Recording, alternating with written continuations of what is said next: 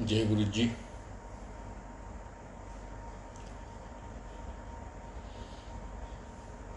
गुरु की संगत को एज यूजुअल गुरु की कृपा, गुरु की मेहर,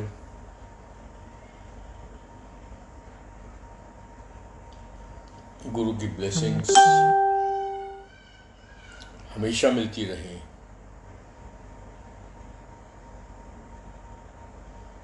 इस कामना के साथ मैं गुरु का सत्संग आप सब लोगों के संग शेयर करना चाहता हूँ। सत्संग कोई भी हो, किसी भी अंकल का हो, किसी भी आंटी का हो, सारे सत्संग गुरु के।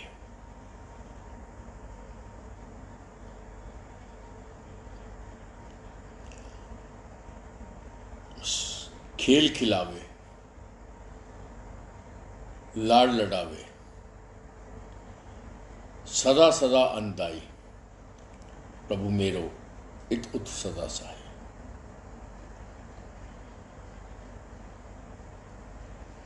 इस जीवन में कौन से खेल हम लोगों ने खेलने हैं हम लोगों को नहीं पता, लेकिन कौन से खेल गुरु ने खिलवाने हैं वो गुरु को पता है। My journey and my destination my गुरु।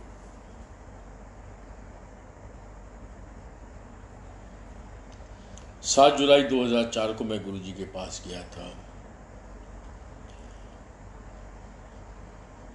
क्योंकि मेरी सीधी आंख की रोशनी चली गई थी और मेडिकली मेरे पास कोई ऑप्शंस नहीं बचे थे। डॉक्टर्स के हिसाब से सीधी आंख धंस जाएगी, फर्स्ट ये श्रिंक करेगी, श्रिंक करने के बाद अंदर चली जाएगी। जब मैं गुरु जी के पास गया, गुरु जी मेरे से बात नहीं करते थे, मेरी तरफ देखते भी नहीं थे, बस हाथ के इशारे से जो भी करते थे और जो भी बात करते थे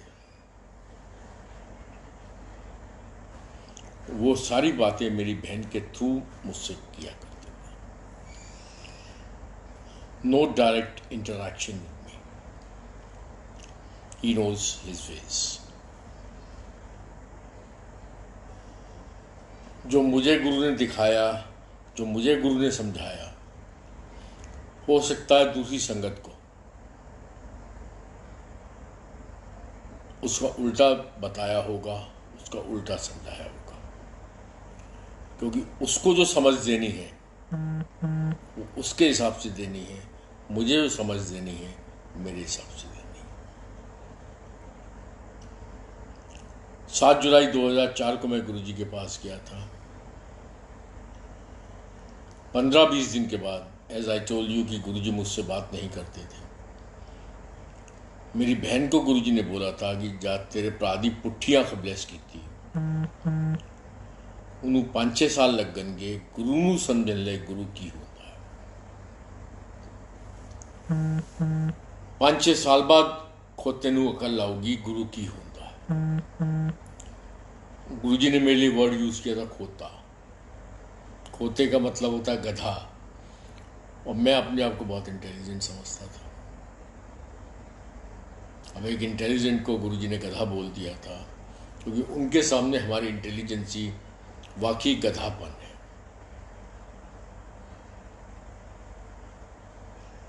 ये सच है कि गुरु के सामने जितने हम इंटेलिजेंट बनते हैं, शायद उतने ही हम गधे हो जाते।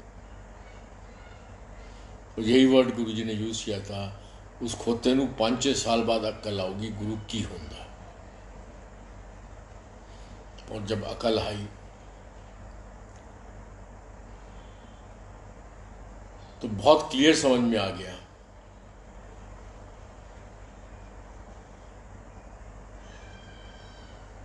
नंबर 1 कि आप, गुरु ने बोला था गुरु की समझ आएगी, तो पहली समझ ये आई कि आप गुरु को समझ ही नहीं सकते। सबसे मेजर समझ ये है कि आप इनको नहीं समझ सकते। ईश्वर को समझने की बुद्धि हमारे पास कहाँ है, हम जितने मर्जी इंटेलिजेंट हो। ईश्वर को समझने की हम कोशिश करते हैं तो हम गधे से ही बदतर हैं। दूसरी चीज ये समझ में आई कि गुरु के दरबार में कोई भी चमत्कार नहीं होता।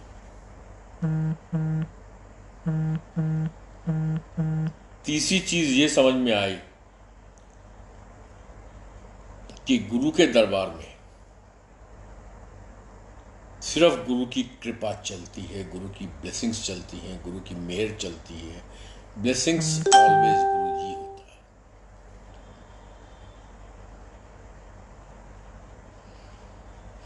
है। अब वही बात है कि हम लोग इन चीजों को नहीं समझ पाते,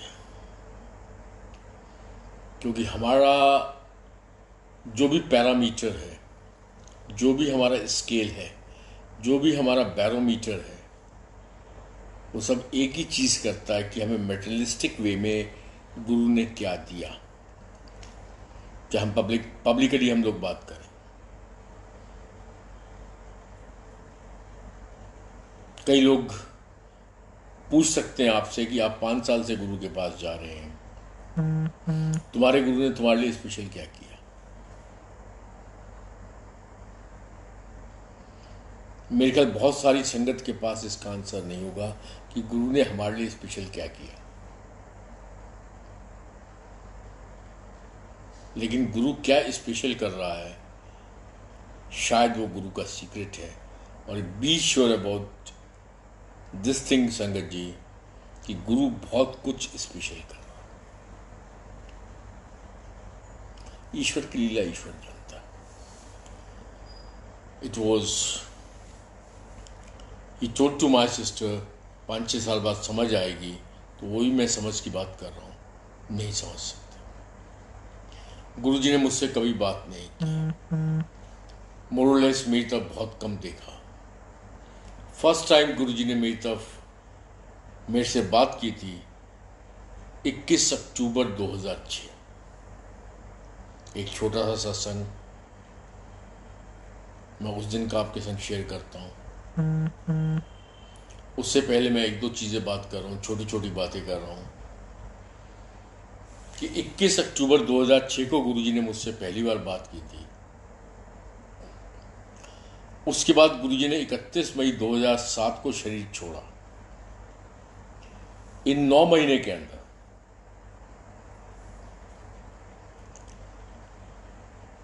गुरुजी ने मुझे 2-3 बार बड़े मंदिर भेजा। मैं अपनी बहन के घर से एम्पायर स्टेट आता था। If I remember well, minimum 2 times, maximum 4 times। So I must say कि 3 बार कम से कम गुरुजी ने मुझे, मैं जैसे ही छोटे मंदिर पहुंचा, क्योंकि 31 अक्टूबर 2006 के बाद से गुरुजी मुझसे बात करते थे और रेगुलर बात करते थे। जैसे मैं छोटे मंदिर आया, गुरुजी बैठे होंगे और भाई पहले तू बड़े मंदिर हो गया, उत्थे जा माली नूं बोल दें, गेट खुलवा लें और आराम नाल बैठ के 5 मिनट ध्यान लगा के मेरे को ला जाए। अब वो 5 मिनट में गुरुजी ने कौन सा मेरे ऊपर कृपा की होगी, वो गुरु को पता। मुझे कभी नहीं लगा कोई कृपा होगी, टू बी वेरी फ्रैंक। क्योंकि फिर वही बात आती है कि ईश्वर की कहानी ईश्वर जानता है, हम नहीं समझ सकते। 21 अक्टूबर 2006 दिवाली डे, मैं, मेरी वाइफ, मेरी दोनों बेटियां, हम लोग गुरु के दरबार में 7-7:15 बजे आगरा से पहुंच गए। अब एक चीज मैं इसमें क्लियर कर दूं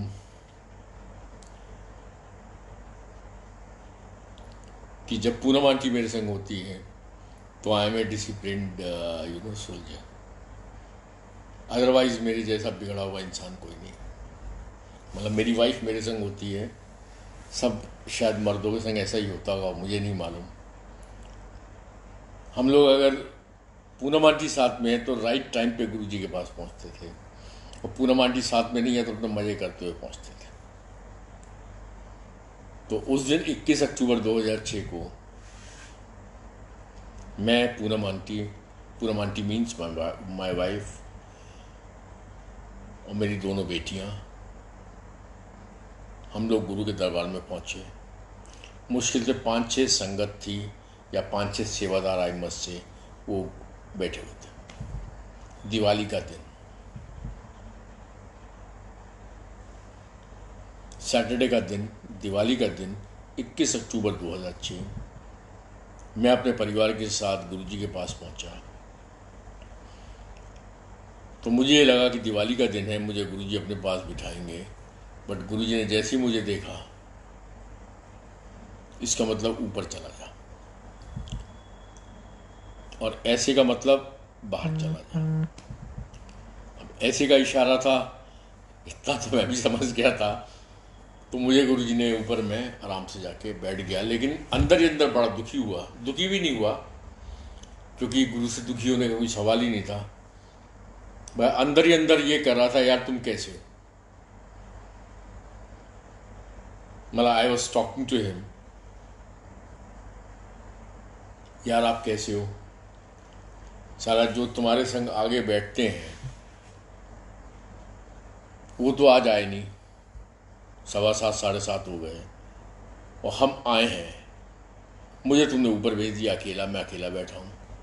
अरे यार कुछ तो इज्जत करो हमारी, कुछ तो ध्यान रखो हमारा भी। भाई गुरु से बात करते हुए जब मैं लड़ता हूँ, या आज भी लड़ता हूँ, या कभी उस टाइम भी लड़ता था, तो शिकायतें ही हैं। शिकायतों का पटोला हमारे पास, पटोला या पोटली वॉटेवर, वो हमारे पास होती थी। तो उस दिन भी 21 अक्टूबर 2006 को ऊपर बैठा हुआ मैं ही के सोच रहा था, मैं यार आए हैं, तुम्हारे बड़े बड़े भक्त तो आए नहीं। हम तो चलो भक्तों की कैटेगरी में भी नहीं आते, लेकिन फिर भी टाइम से आए हैं, और टाइम से आए फिर भी तुमने हमारी कोई इज्जत नहीं की, आपने हमें ऊपर भेज दिया। तो ऊपर जाके मैं बैठा था। 15-20 मिनट के बाद मेरी बड़ी बेटी को गुरुजी ने अपने पास बुलाया, और these are sentimental very emotional सत्संग। मतलब कुछ भी नहीं समझ में आता, क्योंकि ईश्वर का मतलब आप नहीं समझ सकते, बट दे आर इमोशनल। बड़ी बेटी को मेरे अपने पास बुलाया गुरुजी ने, और उससे कहते हैं, भाई तू किसकी बेटी है। अब वो बेचारी घबरा गई, क्योंकि उससे भी पहली बार गुरुजी ने उस दिन बात की थी, 2.5 साल के बाद, 3 साल के बाद। तो उसने घबरा के बोला, गुरुजी मैं पापा की बेटी हूँ। तो गुरुजी कहते केड़े तेरे पापा। तो उसने कहा, गुरुजी जो आगरा से आते हैं। वो केड़ा हो जड़ा मोटू जानता है। उसने कहा हाँ गुरुजी। वो आज आया नहीं। उसने कहा गुरुजी आए थे। फिर कितने है, सामने नजर नहीं आ रहे। उसने कहा गुरुजी उसको उनको आपने ऊपर भेज दिया। अच्छा मैं ऊपर भेजता सीगा, ले उन्होंने जाके कह गुरु थल्ले बुला रहे। 2.25 साल के बाद मेरे कान में ये आवाज गूंजी कि गुरुजी तुझे बुला रहे हैं।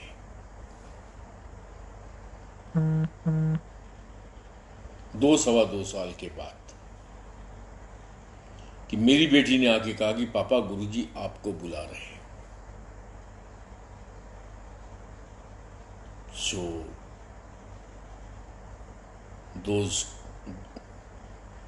that golden sentence, कि गुरुजी आपको बुला रहे हैं।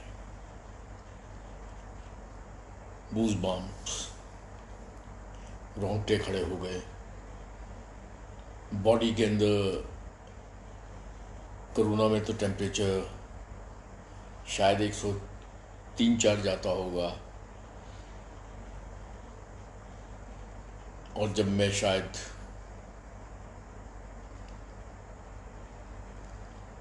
मेरी बेटी ने मुझे बोला कि गुरुजी आपको बुला रहे हैं, क्योंकि 2 सवा 2 साल के बाद ये जब सेंटेंस कानों में आया, दिमाग ने काम करना बंद कर दिया। मुझे नहीं पता मेरा बॉडी टेम्परेचर कहाँ गया था, मेरे कान लाल हो गए, मेरी दिमाग लाल हो गया, मतलब सोच बंद हो गई। मैं कैसे नीचे गुरुजी के पास पहुंच गया। गुरुजी कैबिनेट पे बैठे थे, उनके लेफ्ट में जाके मैं खड़ा हो गया, आंखें बंद, हाथ जोड़ के मैं खड़ा। आंखें खुलने की हिम्मत नहीं थी, क्योंकि पहली बार गुरुजी ने मुझे बुलाया था और पहली बार 2.25 साल के बाद बात कर रहे थे। मैं गुरु के लेफ्ट में खड़ा था। गुरुजी ने मुझसे, आंखें मेरी बंद थी, हाथ मेरे जुड़े हुए थे। तो गुरुजी कहते, तू मेरी फोटो आगरा च वंड रहा है। मैं गुरुजी की फ़ोटो बांट रहा था, दिवाली का टाइम था। जो भी जिनके बाद भी मैं दिवाली गिफ्ट देता था, तो मिठाई का डिब्बा, गुरुजी की फ़ोटो प्लस गिफ्ट्स, जो भी होता सिस्टम। मैंने कहा, हाँ जी गुरुजी, आंख बंद करके। तो गुरुजी कहते, तेनू मेरी फ़ोटो वंडन की कोई लोड़ नहीं, तू मेरी फ़ोटो नहीं वंडनी। तो आप संगत जी ध्यान देते होंगे, मैं कभी भी सत्संग करता हूँ तो आसपास चाहे गुरुजी के सारे स्वरूप मेरे पास पड़े हैं, लेकिन मैं आपके संग उसको शेयर नहीं करता। तो that day also, that day on Diwali day, Guruji ने मुझे आदेश दिया कि तू मेरी फ़ोटो नहीं वंडनी। मैं आंख बंद करके, आंखें खुलने की हिम्मत नहीं हो रही थी, हाथ जोड़ के मैं खड़ा रहा। 2 मिनट के बाद गुरुजी कहते, या 30 सेकंड के बाद, या 10 सेकंड के बाद, मुझे नहीं पता कितना टाइम भी था, सिंपल गुरुजी बोले, तू और जुआड़ी, तू श्रद्धा के अंदर पास हो गया है। मैं आंख बंद करके खड़ा रहा। फिर कहते, और तू सुनिया नहीं मैं की कह रहा, तू श्रद्धा के अंदर पास हो गया है। मेरी हिम्मत नहीं थी आंख खोलने की।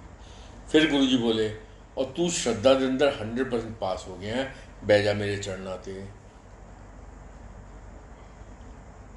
बस मैं सामने बैठ नीचे आया, गुरुजी के चरण चूमे। गुरुजी कैबिनेट पे बैठे थे, सामने चरणों में बैठ गया। अब सामने चरणों में बैठ के मैं, आंख खोलने की हिम्मत नहीं थी, आंख बंद करके ये सोच रहा हूँ कि गुरुजी, ये श्रद्धा आंटी कौन सी बीमारी है। भाई हम लोग लेडीज़ को आंटी कहते हैं, अंकल्स को, आई मीन जेंट्स को अंकल कहते हैं। अब श्रद्धा नेम जनरली फीमेल के संग जुड़ा रहता है। तो मैंने वही बैठे बैठे मैं अपने मन में सोच रहा हूँ कि गुरुजी, ये श्रद्धा आंटी कौन सी बीमारी है। भाई मैंने आपके अंदर कौन सी श्रद्धा दिखा दी, मुझे तो आज भी नहीं समझ में आता। टू बी वेरी फ्रैंक, मुझे नहीं समझ में आता कि मैं कौन सी श्रद्धा दिखा रहा हूँ गुरु के अंदर। भाई मैं अपने मतलब से आता हूँ, इस उम्मीद से आता हूँ, इस होप्स के संग आता हूँ कि मेरे बिगड़े हुए कामों को आप बनाएंगे, मेरी ज़िंदगी को अच्छी खासी आप संभाल के चलेंगे। मेरे जीवन में जो कष्ट आ रहे हैं उसको 90% काट के आप मुझे जीवन को मेरे आगे बढ़ाएंगे। जो मैंने आपके बारे में एक्सपीरियंस की है, मैं उसके बेस पे बात कर रहा हूँ। तो इसमें श्रद्धा का है। भाई कोई मुझे कुछ देता है, चाहे वो मेरा गुरु हो या XYZ कोई भी हो, जब तक वो मुझे दे रहा है, this is a fact of the life, you know. जब तक वो मुझे दे रहा है तो मैं उसकी इज्जत करता हूँ। जीवन की सच्चाई है। 100 बार आप किसी का भला करें, एक बार आप उसका भला नहीं कर पाते, तो वही शख्स जिसको 100 बार आपने दिया, वो आपके अगेंस्ट खड़ा हो जाता है। ये हम इंसानों की फितरत है। तभी गुरु जी कहते सी कि you people are thankless, we all are, including me. मुझे आज भी समझ में नहीं आता हम कौन से श्रद्धा और कौन से विश्वास की बात करते हैं। Anyway that day on 21st of October 2006 नीचे बैठे बैठे मैं अपने मन में ही सोच रहा था कि गुरुजी मैंने आपके अंदर कौन सी श्रद्धा दिखा दी, ये श्रद्धा आंटी क्या बीमारी है। और वहीं बैठे बैठे फिर मैं सोच रहा था जब आप कह रहे हो कि मैंने 100% श्रद्धा में पास हो गया हूँ, you know it better, I have no clue. पर लेकिन बात यह है कि मुझे आपके अंदर आज भी कोई विश्वास तो नहीं है, तो कम से कम वो विश्वास अंकल भेज दो कि मुझे आपके अंदर विश्वास हो। And finally in year 2010 he blessed me with the faith. वही बात आती है, गुरु होय दयाल ता श्रद्धा पूरी। सत्संग आप लोग बहुत सुन रहे हैं और ये गुरु की ब्लेसिंग्स है कि आप बहुत सारी संगत के सत्संग सुन रहे हैं। इन ईच एंड एवरी सत्संग गुरु के बारे में जो आपने सुना होगा बहुत क्लियर है कि that he can do anything. Yes, almighty can do anything. गुरु जी ने कई संगत को बोला है कि कैंसर मेरे बाएं हाथ का खेल है, सेकेंड का खेल, एंड दिस इज ट्रू। लेकिन मैं आपसे आज जो बात कर रहा हूँ फिर वही रिपीट कर रहा हूँ कि हमें गुरु को समझना ज़्यादा जरूरी है। मैं यहाँ कुछ सरमन्स नहीं करने आ रहा हूँ, मैं कोई प्रवचन नहीं देने आ रहा हूँ। बहुत ज़रूरी है हमें गुरु को समझना, क्योंकि अभी 2 दिन पहले या 3 दिन पहले जब आंटी किसी सेवादार की डेथ हुई थी तो कई संगत के 1-2 संगत के फ़ोन मेरे पास भी आए कि अंकल ऐसे कैसे गुरुजी ने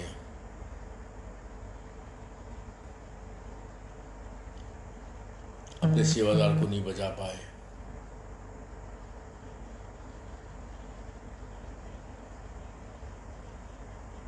हम लोग गुरु को शायद वो चमत्कार तक सीमित रखते हैं। इस वजह से गुरु को समझना बहुत जरूरी है कि गुरुजी हैं कौन। जितना मुझे उन्होंने समझाया वो मैं बात आपसे 2 मिनट में कर रहा हूं।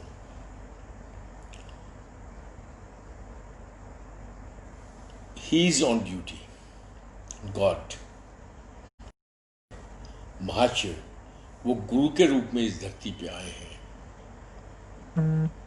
अपने चंद कुछ संगत का, कुछ में लाख होंगे, करोड़ होंगे, 2 करोड़ होंगे, 20 करोड़ होंगे, कितनी संगत होगी मुझे नहीं मालूम। उसमें इंसान भी होंगे, जानवर भी होंगे, कीड़े भी होंगे, मकोड़े भी होंगे। तो कई से 1-2 सत्संग हैं जहाँ गुरुजी ने एक मछली का कल्याण किया हुआ, 1-2 सत्संग हैं जहाँ गुरु ने हाथी का कल्याण किया हुआ, 1-2 सत्संग हैं जहाँ गुरु कुत्ते का भी कल्याण किया हुआ। तो हर पल वो हर एक का, क्योंकि ईश्वर हम सिर्फ इंसानों का नहीं है, ईश्वर मेरा मोहताज नहीं है। ईश्वर तो इस सृष्टि में जो भी भेजा है ये गुरु ने दिखाया कि मैं सबका कल्याण करता हूँ। तो वो महाशिव गुरु के रूप में इस धरती पे आए हम संगत का कल्याण करने के लिए। 21 अक्टूबर 2006 को जब गुरु ने ये बोला कि तू श्रद्धा दे अंदर 100% पास हो गया है, बैजा मेरे चढ़ना, तो मुझे कुछ भी समझ में नहीं आता। मैं बैठे हुए यही सोच रहा हूँ गुरुजी ये श्रद्धा आंटी कौन सी बीमारी है।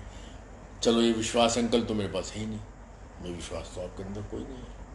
और जब गुरु ने विश्वास दिया मुझे 2010 में, तब श्रद्धा भी समझ में आ गई, तब विश्वास भी समझ में आ गया। बहुत क्लियर समझ में आ गया कि इस दरबार में कोई चमत्कार नहीं होता, यहाँ सिर्फ गुरु की कृपा चलती है। ब्लेसिंग्स ऑलवेज गुरु जी। आपका लोक भी ठीक कर रहा है गुरु, आपका परलोक भी ठीक कर रहा है गुरु। ये कोई प्रवचन नहीं है, ये फैक्ट प्रैक्टिकल्स हैं जो गुरु ने कई सत्संग के थ्रू आप सुन रहे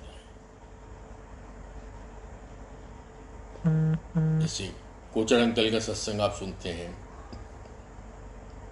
कोचर अंकल के मैंने भी सत्संग एक दो सुने हैं। बहुत सारे सत्संग में काटता था उनके, जब मैं सुनता था मैं काटता था। लेकिन जब बड़े मंदिर में गुरुजी ने वो लैंड खरीदा था बड़े मंदिर का, तो वहाँ पत्थर जब काटे गए, as per Kochhar uncle, as per रघुवीर अंकल, एज पर बाबा अंकल, जो भी उस समय वहाँ सब लोग इन्वॉल्व थे, उसके बाद जब पानी तलाशने की बारी आई,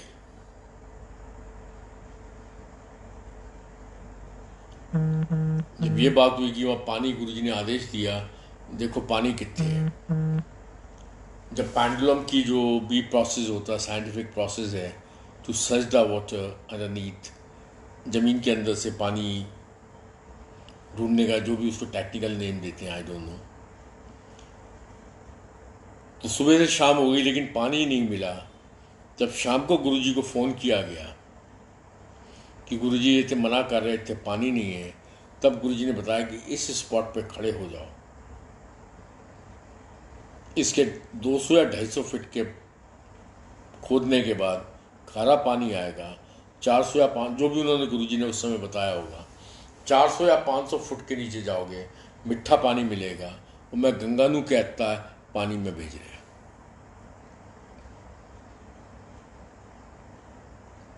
अब गंगा को कहा या नहीं कहा,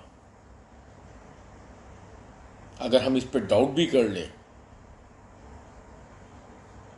लेकिन 250 फीट पे खारा पानी होगा, 500 फीट पे मीठा पानी होगा। ये दिव्य दृष्टि, ये डिवाइन पावर, ये थर्ड आई, ये किसके पास है? When the scientific process for the underground searching of water that failed, अब एक जलंधर में बैठा हुआ एक बाबा, एक गुरु, तो कैसे कह देगा कि यहाँ 250 फीट पे खारा पानी है, 500 फीट पे मीठा पानी है?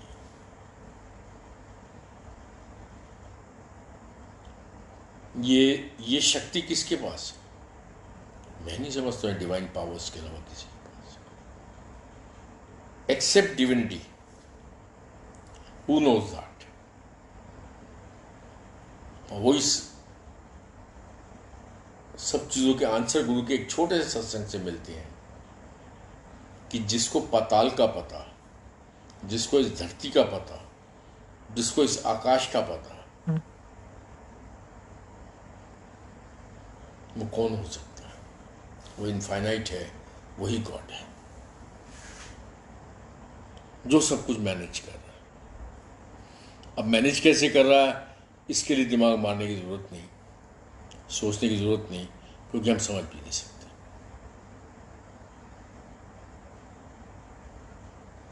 कोई आएगा, हम लोग आएंगे, हम लोग जाएंगे। क्यों आएंगे पता नहीं, क्यों जाएंगे पता नहीं, कहाँ से आए पता नहीं, कहाँ जाएंगे पता नहीं, कब तक रहेंगे पता नहीं। अब कुछ पता ही नहीं हो तो भाई साहब, जिनको पता है उनके पूरा आस्था उनके अंदर रखने की हम लोग कोशिश करें। मतलब ये मैं अपने आप को भी समझा रहा हूं, क्योंकि जरा सी मुसीबत में सारी आस्था, सारा विश्वास, सारी श्रद्धा सब हिलने लगती है। कोई हो, जैसे आंटी की, अभी किरण आंटी की शहीद त्यागा, तो बहुतों की बहुत आस्थाएं हिल गई। भले आज तक हम भूल चुके हैं, मैं आपको रिमाइंडर दे रहा हूं कि किरण आंटी ने 3 दिन पहले शहीद त्यागा। भूल गए हम किरण आंटी को कौन थी।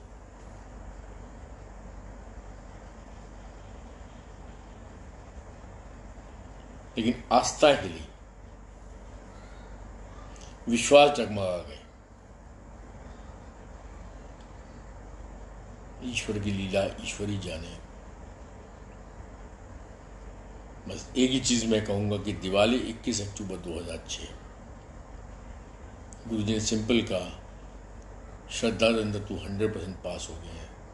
2010 में गुरु ने मुझे विश्वास दिया और 2010 में जब मुझे विश्वास पूरा हुआ, whenever I remember 21st of October 2006 कि गुरु जी अकेले बैठे हुए थे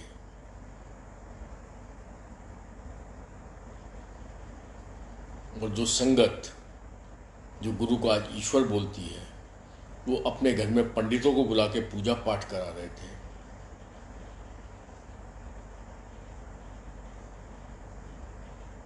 क्योंकि पहले वहां घर पे भगवान की पूजा करनी थी और भगवान अकेले एम्पायर स्टेट में बैठे हुए थे।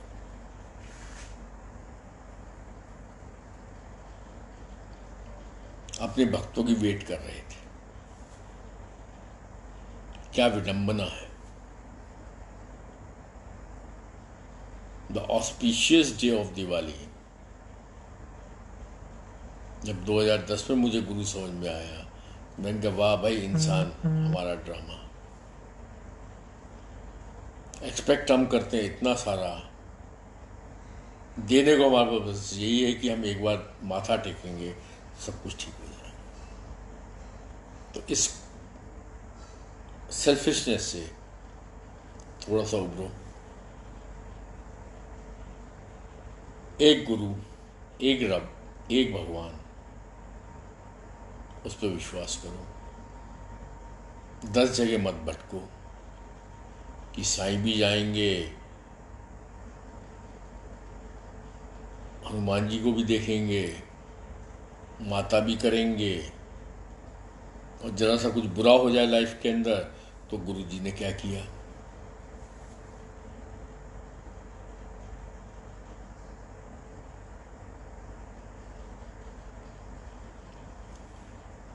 मैं ये नहीं कह रहा हूं कि आप मत करो, लेकिन गुरु कहते थे कि एक भरोसा, एक पे भरोसा रखो। मेरा अपना पूरा भरोसा सिर्फ एक पे है, चाहे जो मर्जी हो। मैं कम से कम इस मामले में अपने आप को किस्मत वाला समझता हूं कि मेरा एक भरोसा सिर्फ एक है। दूसरी चीज में मैं अपने आप को बहुत किस्मत वाला समझता हूं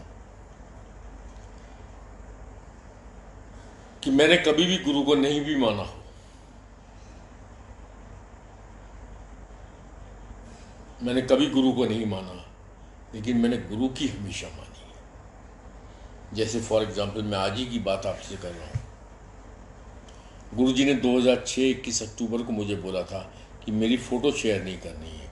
तो मैं जब भी सत्संग आप लोगों के संग शेयर करता हूँ, मेरे आपके स्क्रीन के ऊपर कभी भी गुरु का स्वरूप आप नहीं देखेंगे, क्योंकि आपको गुरु को मानना पड़ेगा, गुरु की माननी पड़ेगी। और गुरु ने आपको कुछ बहुत ज़्यादा नहीं बोला हुआ कि ये मानना है। सिर्फ आपको चाय प्रसाद, लंगर प्रसाद, सत्संग में जाना, सत्संग में बैठना, डायरेक्ट कनेक्शन, एक पे भरोसा, इतनी चंद बातें आपसे की हैं। इससे ज़्यादा गुरु ने कुछ नहीं बोला। तो गुरु की मानो, उनसे जुड़ो। मेरी एक सजेशन है, बाकी मानना या ना मानना आपका काम है, मनवाना ना मनवाना गुरु का काम है, मेरा कोई काम नहीं है। मेरी कोई एजेंटगिरी नहीं है, कोई गुरु जी मुझे फीस नहीं दे रहे। बस एक पे भरोसा रखो, महाशिव हैं, आज आपसे के संग डायरेक्ट कम्युनिकेशन करते हैं, थ्रू टेलीपैथी, थ्रू सत्संग, थ्रू शब्द कीर्तन। जरूरत पड़ने पर आपके पास साक्षात भी आ जाते हैं। ये शक्ति किसके पास है मुझे नहीं मालूम, क्योंकि मैंने ऐसा कभी भी किसी के बारे में नहीं सुना, लेकिन ये शक्ति मेरे गुरु के अंदर है, जो कि महाशिव है अपने आप में। बड़ा मंदिर, सबसे बड़ा आस्था का हमारा केंद्र है। डुगरी दरबार, जहाँ गुरु जी ने जन्म दिया, वहाँ की अगर मैं बात करता हूँ तो सबको पता होगा हॉस्पिटल भी चल रहे हैं, फ्री सेवा भी होती है, गौशालाएं भी चल रही हैं, हर तरफ गुरु हर जगह जैसी भी कृपा करनी होती है जिसके वैसी कृपा कर रहा है। बस ऐसे ही कृपा गुरु हमारे ऊपर करता रहे और हम लोग गुरु से जुड़े रहे। इसी कामना के साथ आज का मैं सत्संग, बाकी चीज़ें परसों फिर हम लोग बैठेंगे, तब मैं प्रॉपर सत्संग मतलब जहाँ गुरु ने क्या क्या कृपाएं की वो डिस्कस करूँगा। आज एक जनरल मैंने डिस्कशंस की है, क्या सॉरी डिस्कस नहीं करूँगा, वो आपके साथ शेयर करूँगा। आज जनरल शेयरिंग मैंने की है। जय गुरु जी, गुड नाइट, शबा खैर।